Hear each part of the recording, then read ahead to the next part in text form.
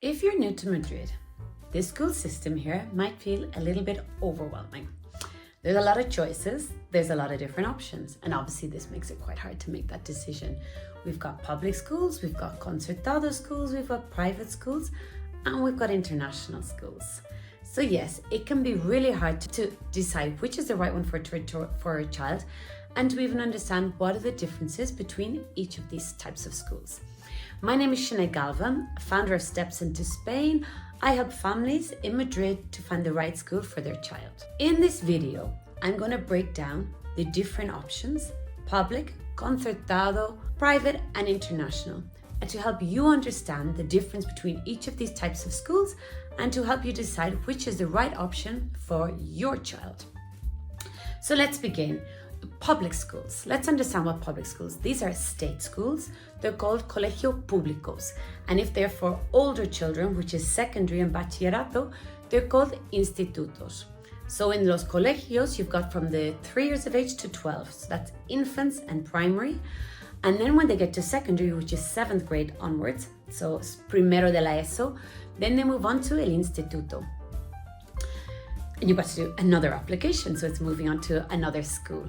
These types of schools do not have any tuition fees, so they're the most budget-friendly schools. You pay for lunches and you pay for extracurricular activities. Some schools have uniforms, but most don't.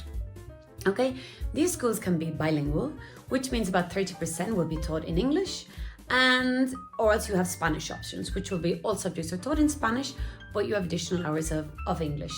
These schools tend to be smaller schools. You usually have, say, two class groups per grade, and a lot of families like these schools. Besides the economic aspect, is also it's a good way to integrate into your neighborhood. These are local schools. You can walk to school. Big plus. The play dates after school can it's an easy one to manage. Logistics are easy.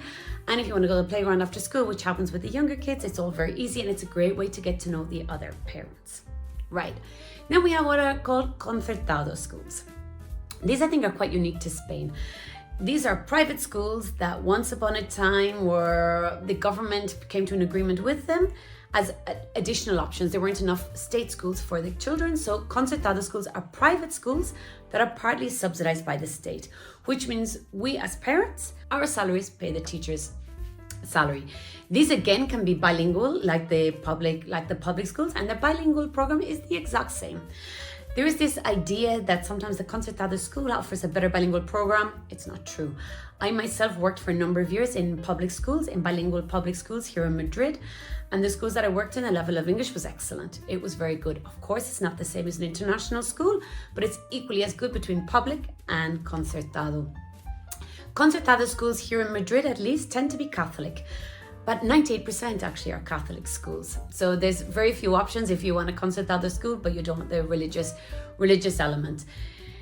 Classes can be bigger. Classes can be bigger. The schools can be bigger. They can have maybe 3 or 4 groups per year group. It really depends on the school. It's a good question to ask.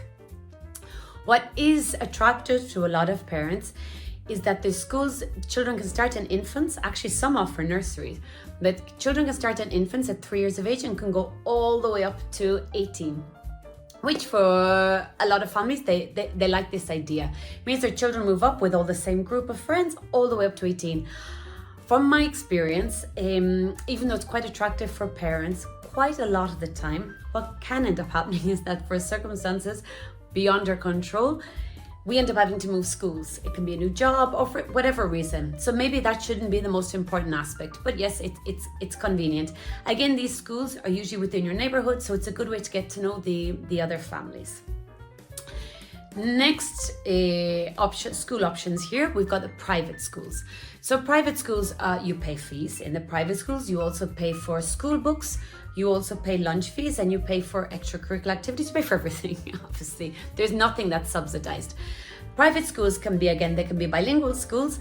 If it's a private bilingual school, they do tend to have more hours of English compared to the public and concertado. It could be about 50%. Also, you can have 100% Spanish-speaking schools within the private schools. Another type of private school might be school, and they can be, some are more academic, some are less academic, some are bigger, some are smaller. Some are sportier, some are not. Some are more creative, some are more academic. It really depends on the school. With the private schools, you can have the, say, non-traditional options, which could be like the Waldorf school, Montessori, Reggio, and there's a lot of other schools that are similar. But yes, it depends. But all of these are within the private schools. Then we come on to the schools which are known as the international schools. International schools can teach all in English, French, German, Swedish. There are lots and lots of different options, okay? In international schools, they're usually bigger schools. Here in Madrid, at least, they tend to be outside of the city. They have very big facilities, very nice locations, but they don't tend to be right within the city center. Which a lot of the kids then, when they go to these schools, they get the school bus. These schools, usually bigger schools, they go from 3 years of age to 18 years of age. Families choose these schools for different reasons. It can be that perhaps your child is at a certain age, and are they really going to be able to study, going to a Spanish school at 16 years of age if they don't speak any Spanish? Probably not. If they have to, they will. But if you can avoid it, it might be in their better interest to go to an international school. These schools also can be very sporty schools. They can be very academic. There's quite a mix. What can make it a little bit confusing with the international schools is that some private schools include international in their name of the school, or they choose international to make it a little bit more attractive to parents. And parents sign up to these schools, and then they realize quite quickly that the school is not actually anyway international, has no experience with international kids who do not speak Spanish, and most likely might even switch back to the Spanish curriculum in the latter years. Always ask the schools, because it can be very, very, very confusing. It's quite obvious if a school includes international in the title, you assume it is an international school. Okay, so those are the four main types of schools here in Madrid.